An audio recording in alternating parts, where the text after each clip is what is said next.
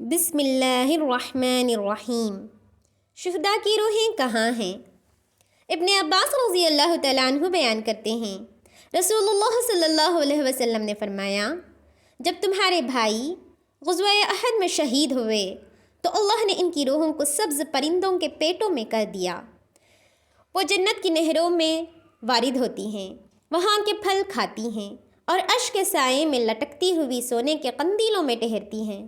جب انہوں نے اپنا کھانا پینا اور آرام کرنے کی جگہ بہترین پائی تو کہنے لگے، ہمارے دنیا میں رہنے والے بھائیوں کو ہماری طرف سے کون پیغام پہنچائے کہ ہم جنت میں زندہ ہیں اور رزق دیے جا رہے ہیں، تاکہ ہمارے بھائی یہ پیغام سن کر جہاد سے بے رغبتی نہ کریں اور جنگ سے پیچھے نہ رہیں۔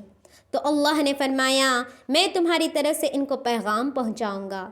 پس اللہ نے یہ آیت نازل فرمائی، بسم اللہ الرحمن الرحیم، وَلَا تَحْسَبَنَّ الَّذِينَ قُتِلُوا فِي سَبِيلِ اللَّهِ، سورہ آل عمران آیت نمبر 169۔ جو لوگ اللہ کی راہ میں شہید کیے گئے ہیں ان کو ہرگز مردہ نہ سمجھیں، بلکہ وہ زندہ ہیں، اپنے رب کے پاس روزیاں دیے جاتے ہیں۔